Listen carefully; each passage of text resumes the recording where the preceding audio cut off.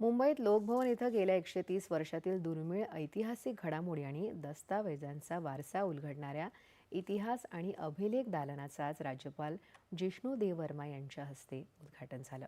लोकभवनातल्या ब्रिटिशकालीन बंकरमध्येच हे नवं राज्यपाल दालन तयार करण्यात आलं आहे.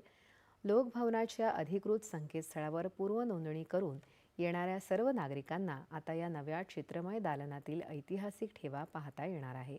या दालनाच्या माध्यमातून जास्तीत जास्त ऐतिहासिक दस्तऐवज लोकांसमोर आणण्याची महत्त्वपूर्ण सूचना राज्यपालांनी यावेळी केली. या विशेष दालनात स्वातंत्र्यपूर्व काळापासून ते आजवरच्या स्थित्यंतराचा प्रवास मांडण्यात आला आहे. यामध्ये महात्मा गांधींच्या भेटी, देशाच्या पहिल्या स्वातंत्र्यदिनी वंदे मातरम गाण्याचं परिपत्रक आणि विश्वचषक विजेत्या भारतीय क्रिकेट संघाचा सत्कार अशा अनेक ऐतिहासिक क्षणांची दुर्मिळ छायाचित्रं आहेत.